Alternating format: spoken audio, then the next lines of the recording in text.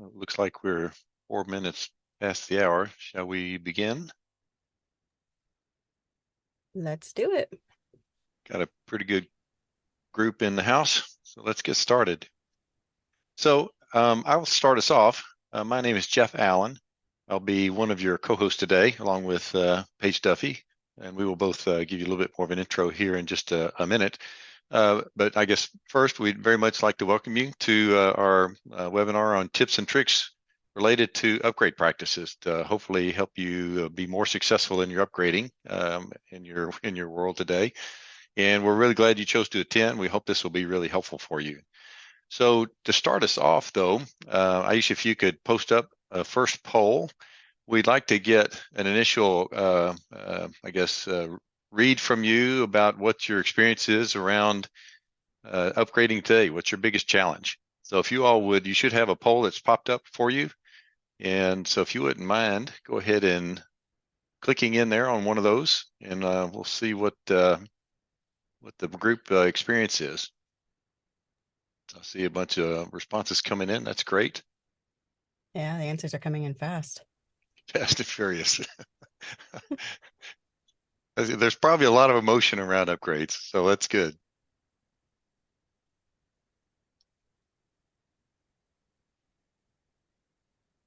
It looks like so far the testing process seems to be the biggest Seems to be hiccup the for most winner. people.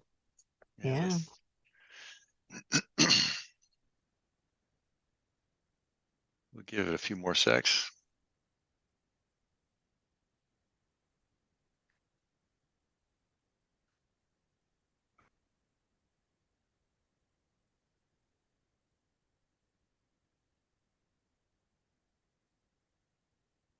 I think everyone has answered. Have they? Okay, Yeah, 100%. great. So as you all should be able to see the results of the poll.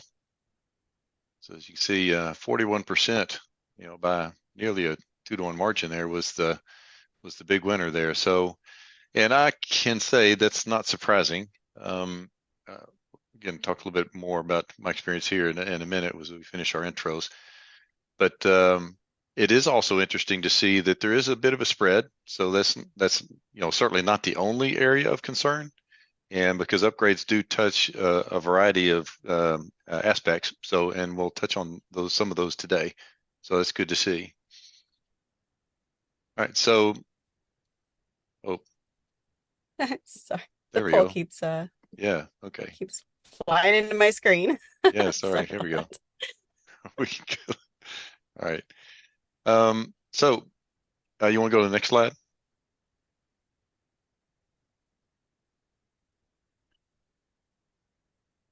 Oh, are you sharing your screen, I guess, Paige, to make sure as well? Yes, can you see it? It should be on the housekeeping slide. Yes, yes, can see it Okay. now. Thank you. Actually, the one before that, just to briefly hit on the safe harbor.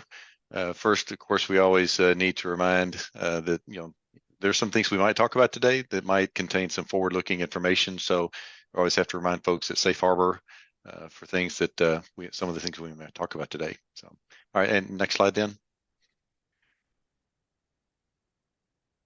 So a couple of things to keep in mind as we go through our time today. One is around the Q&A, right? The first bullet up there. So we have allocated some time, of course, at the end of our session today to do a deeper dive into Q&A. So we hopefully we'll cover all your questions in, but along the way, we ask you to go ahead and submit your questions as we go along. But we want to make sure that you use the Q&A panel to do so. That's where we'll be kind of catching those and reviewing those for response. So make sure you use the Q&A panel, and we'll answer them as best we can. If for some reason there's some we don't get to, we will provide some updates afterwards as well. So hopefully we'll get to some good info there. So sharing, so as the second bullet notes there, this information will be shared out on community and YouTube. So you'll be able to see it afterwards to go back and review, or if there's someone you want to share it with, likewise, they can get to it as well. And then at the conclusion of the event, we always like to get some feedback on our session. And so we appreciate the feedback for the sessions, and we really thank you in advance for giving us a minute of your time. Your time is precious to respond to the survey and tell us what you think about it. So we appreciate that. All right, next slide then. All right, so a couple of intros. As I said before, my name's Jeff Allen. I have been with ServiceNow for a little over 10 years now. I work in our leading practices team, where I help create and curate best practice documentation on helping customers implement and get value out of the platform. So before that, I was a platform manager as a customer. That was my initial exposure to, leading the implementation, then owning the platform for a few years before joining ServiceNow, where I spent 9 years leading customer engagements to implement the platform for themselves before joining the leading practices team about a year ago. So one other comment, I guess, relevant to this discussion today, just to kind of give you a feel for that. Of course, as a customer, we had to begin to do upgrades, and we did that well before some of the current tools we have. So there was a lot more kind of effort involved in it, but by following some of the good practices that were at the time, even starting, and certainly more of the tools and practices that we've provided since then, we was able to do a lot of upgrades fairly painlessly. But if you follow the tools that Paige is going to share, hopefully you will be able to reach that point today. Because I've also seen, working with customers over the last 9 years, a lot of customers that have done things that maybe aren't great, and that has made, or their environments are really complex and involved, and that's made upgrades a bit more work. And so we definitely see that to be the case. That's why we have sessions like we have today, to try to help customers with that, with the things they can do before the actual upgrade points, and then going through those and getting to live on the new versions as they go forward. So definitely want to help answer your questions that you may have today. And to help us with that, Paige has got some great tips and tricks that she's going to share with us. So Paige, why don't you go ahead and introduce yourself, and then let's move on from there. Wonderful. Thank you so much. So I am Paige Duffey. A little bit of history about me as to why you may want to listen to me about upgrades. I have worked in healthcare and higher ed, so I do have some specialty in those particular areas. But as far as the ServiceNow platform goes, I have spent around 13 years in the ecosystem, 12 of those as a customer, and then I joined ServiceNow about a year and a half ago. As a customer, I tried to do the math when I made this slide. I've done somewhere around 18 major version upgrades from the customer side of things. That number may be a little higher or a little lower, but I figured that was about right. Also at K22, I did present on upgrades. So this is a passion topic of mine. It's something that I enjoy talking about. I feel like over the years, I've made a lot of progress. The companies I've worked with have made a lot of progress on really streamlining their upgrades. And so I enjoy talking about it. Today at ServiceNow, I am actually a principal product success manager. So one of the things that I do is go talk to customers and see what works for them and what doesn't work for them, and take that back to the product teams, help them with enablement for the products that they own, things of that nature. And again, some of my topics that I love to talk about, aside from upgrades, citizen and distributed development, app development, and then women in ServiceNow. So those are all really good keywords to basically get my attention. So as we roll into this, this is kind of our agenda for today. We'll go through some tips and tricks, kind of how to avoid those gotchas of upgrades. This is not going to be an end-to-end how to upgrade ServiceNow. It is just some things to think about or do as you're doing your upgrades to make them run a little smoother. Then we'll do a quick demo of the Upgrade Center. And last but not least, we'll leave some time for some Q&As. So definitely prepare your questions and we'll do our best to answer them. And then before we really get started, we have one more poll. I apologize. Those will probably continue to keep popping up on my screen, but how many upgrades have you been a part of? Curious to see what these answers are. How many people have never done an upgrade at all? How many have done 1 to 5 upgrades or more than 5?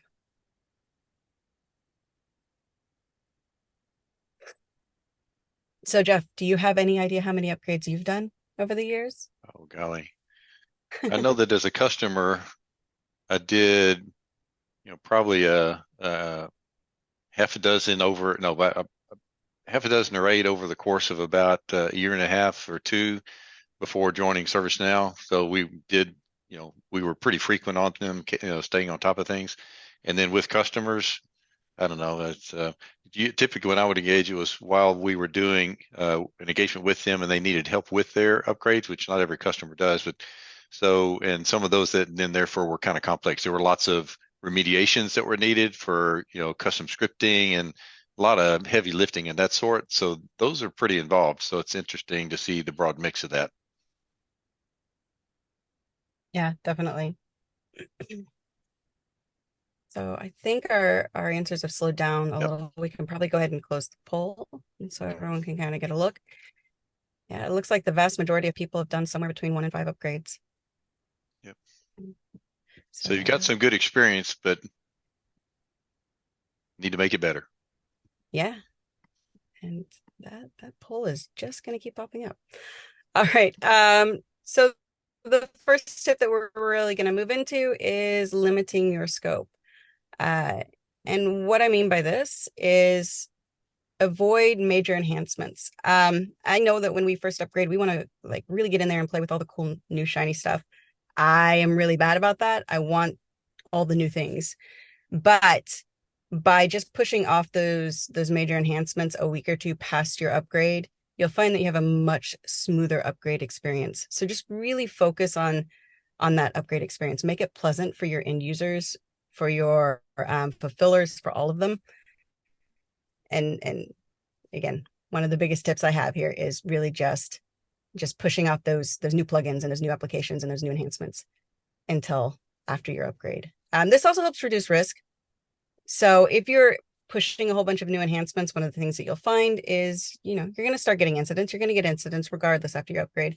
Determining whether or not that incident is related to that new enhancement that you pushed or it's related to your actual upgrade, it becomes a little bit fuzzier if you're pushing all of that at the same time. Another thing that I would add to this, in my experience, we not only pushed our new plugins and new applications back, we would also push our release back. So we did weekly releases and found that if we just waited even a few days for that release, it gave us a little bit of breathing room for the upgrade, as well as, again, it gave us more accurate metrics on incidents that were caused by the upgrade versus by the new release material.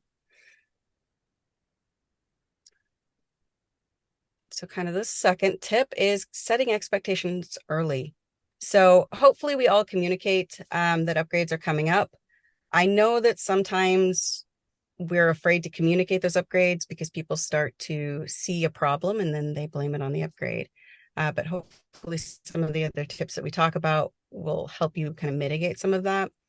But communicating clearly not only helps you set expectations with your end users and with your stakeholders, but it also provides transparency. And again, it focuses on that experience. So people know what you're doing, they know when you're doing it, they know what they should expect from you, and they know what you expect from them.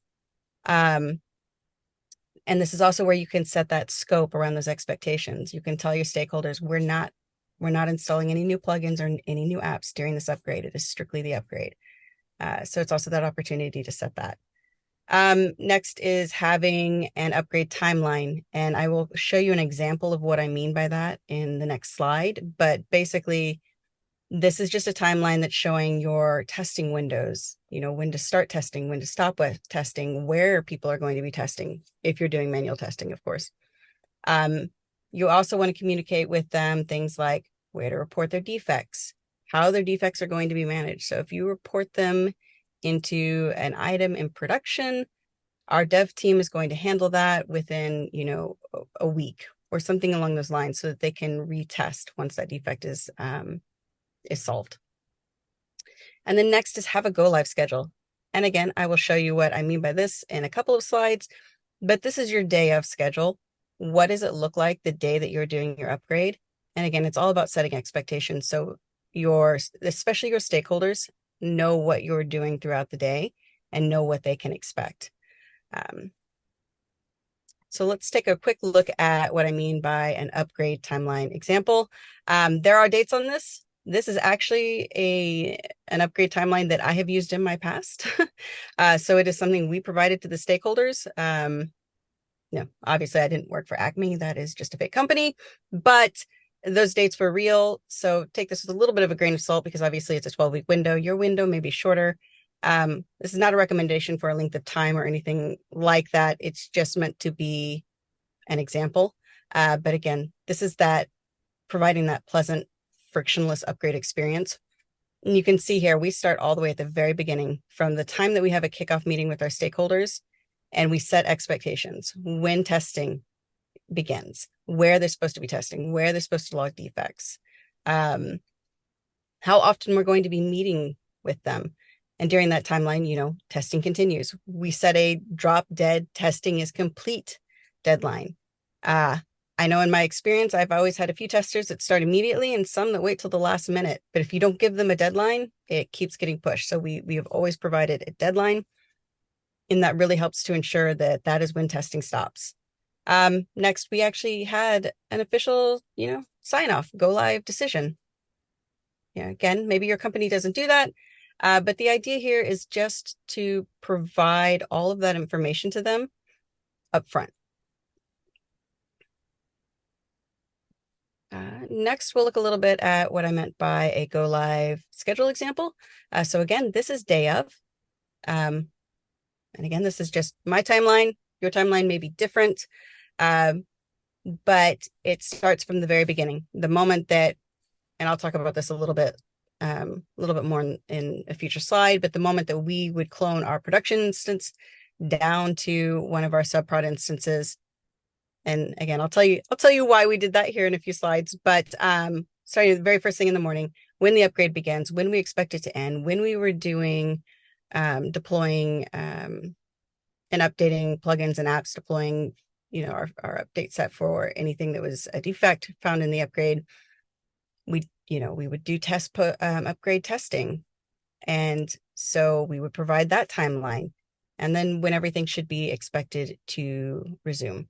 And this is important because, again, you're setting expectations. You're letting them know what they can expect from you.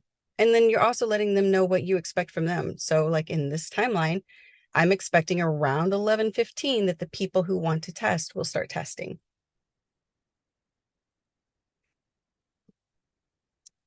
Next, we'll talk a little bit about reducing your upgrade time. So one of the very first things that that I have done in any upgrade is clone production down to dev. And most of you have probably done that. One of the things that you might not realize when you do that is that typically the audit tables and log data and your attachments are not included. And for a normal clone down, that's perfect. That's not a problem. But prior to an upgrade, if you go ahead and you include all of that information in your clone, you're getting an environment that's more closely related to production. And that really helps for two reasons. One, it gives you a realistic idea of how long your upgrade's going to take. If you don't have that data, then your instance that's being upgraded could be significantly smaller. So again, this just gives you a better picture of the actual timing for your upgrade, which we go and throw in that upgrade timeline that we just looked at. But it also allows your testers, if you're doing, again, actual physical testing, it gives them an environment that's more closely related to your production instance to do their testing.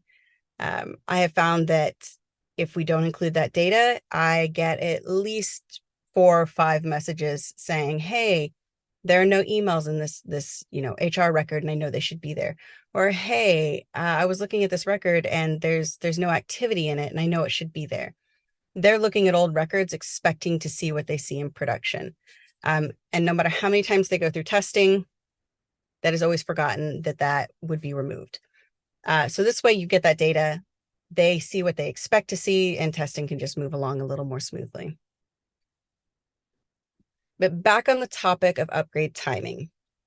So when we're looking at upgrade duration, the first thing we're going to do is obviously figure out how long it's going to take.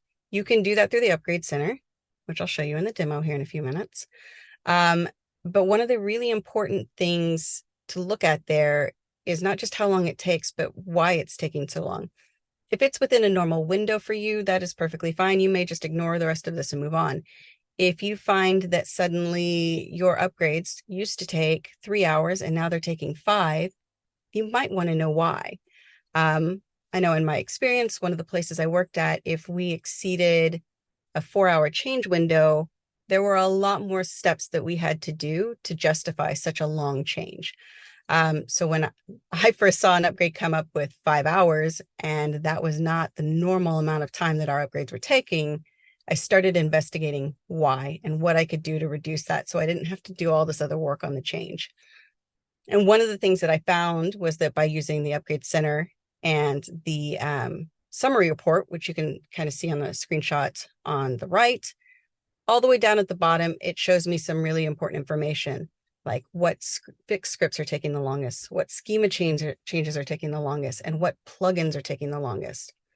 So in my 5-hour scenario, I found that there were a lot of plugins that were being activated or updated that were taking a significant amount of time. And then I was able to take that information, look at the plugins, and see whether I was able to go ahead and activate them or update them weeks prior to our upgrade in our production instance. And I was, for the most part. So by going ahead and taking those steps, I was able to reduce our upgrade time from 5 hours back into about, I think it was 3.5 hours. So we were under that 4-hour window that I was trying to get to. So it's definitely something worth looking at. And then one more bonus item, backing up production. So I vaguely glossed over this in one of the timelines that I presented earlier. But what this is it's not your typical backup. ServiceNow obviously does backups of your instance. What I'm talking about here is taking your production instance and cloning it down to a sub-production instance right before your upgrade. Obviously, you have to have the instances to do that. So while this is a recommendation, we do understand it's not necessarily an option for everyone, but it has been really, really handy in my experience. Some of the reasons why you do this, though, is you now have almost a carbon copy of production just prior to the upgrade to look back at. So if someone comes to you and they're like, hey, there's this major issue after the upgrade, you can go look at that copy of production and determine whether or not it's actually an upgrade issue. And while it may not seem like that matters in the grand scheme of things, it really does for a few reasons. One, you don't want to tie incidents that aren't actually related to your upgrade. It makes it look bad. It makes it look like there were a lot of issues with the upgrade when maybe there weren't. The second is it helps you prioritize things. So something that's actually been broken for months that someone just now noticed may not be as high of a priority as an actual upgrade break. So we generally had a goal of, 2 to 3 incidents per upgrade. That was a good number for us. No more than that. So as few incidents as you can have tied back to that upgrade legitimately, the better. Again, it's all about creating that frictionless upgrade experience for your users. You don't really want them to notice that you've upgraded, short of your communication, which you should definitely do. So one of the last things I'm going to show you, this is not a timeline that is meant to really be shared. It is just a good example, high-level example of the entire upgrade process, at least the ones that I have done. We start all the way from that full audit clone at week 1 before we upgrade that instance. Remediating your skip changes. Do not forget to remediate your skip changes. That is very important. Reviewing your upgrade information, how long it took, etc. Doing your testing, then cloning down production, doing your upgrade, and having a plan for support. That is also very, very important. Know what you're going to do the next day. It might just be a Zoom call or just an open Teams channel. But if there's an issue, you want to have your team ready to take care of it. And then lastly, determine when you're going to resume business as usual. Sorry, I skipped right past that. But yes, determine when you're going to resume business as usual, start activating those plugins, start your releases up again. So next up, we do have one more poll. How familiar are you with the Upgrade Center?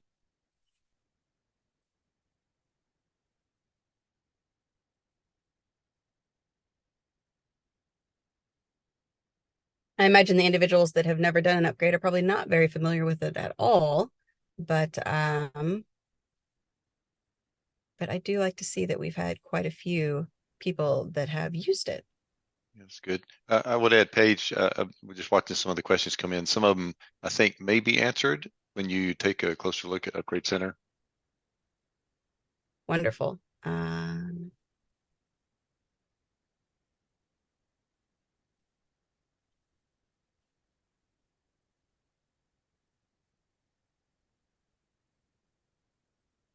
It's kind of an even All spread. right. Yeah, yeah. And it looks like we've slowed down, so we can probably go ahead and close out the poll and give you all a minute to look at the answers. All right. Yeah, it is. It is. I'm glad to see so many people have used it. All right. So I'm going to flip over to a very quick demo of Upgrade Center.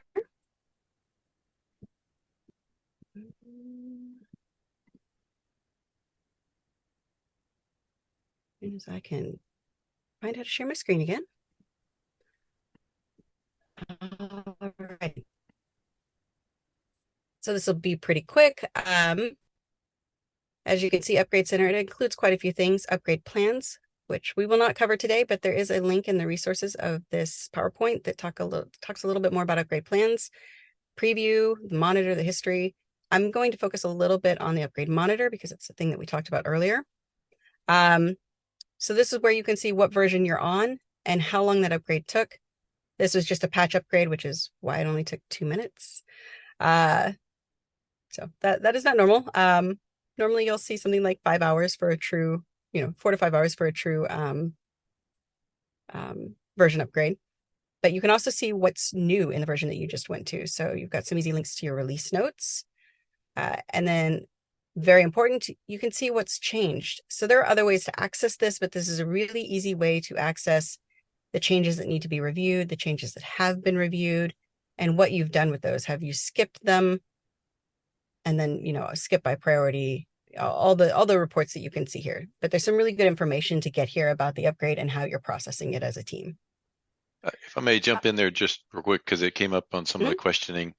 So obviously, the example you're showing here, of course, was for a patch, so it's a smaller, simpler upgrade in your database. As a demo instance would be smaller. So as a full, city release update, then there, of course, would be a lot more and would take longer, as you've already said.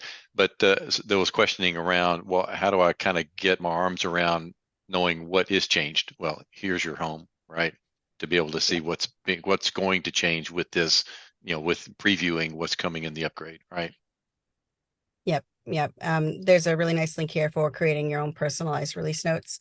And that's basically going, it creates release notes based on the version you were on and the version you're going to. So that is a great resource. This whole page is a great resource for that information though. And yes, unfortunately, this is just a patch. The instance I had that did a full upgrade decided not to work this morning. So because that is how it works when you need to demo something. The next thing that you can see here is obviously the results of any ATF that you run.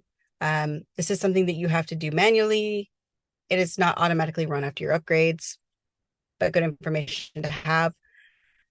You can also see the status of the nodes that were upgraded. Hopefully you never need to know the status of the nodes that were upgraded, but if you do, it is there, and that will probably result in a call to ServiceNow, but the information is there. And then last but not least, what I showed you in that screenshot, your fixed scripts, schema changes, and plugins by duration.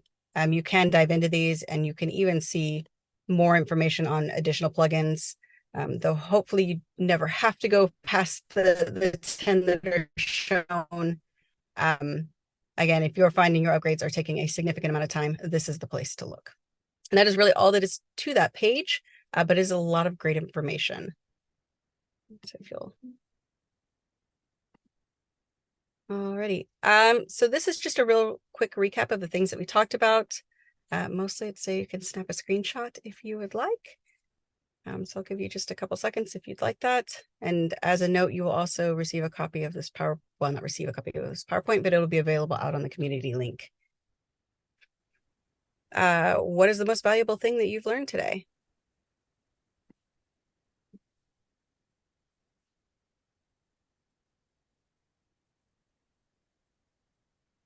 And as mentioned, while you all are answering that, the questions that were left, we will come back and answer those. So um, you will not be missed.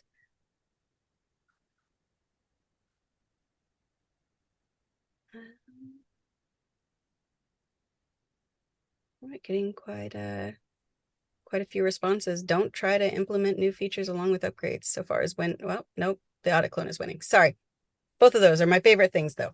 Um, those are things that I learned the hard way. So I'm happy to share them with others.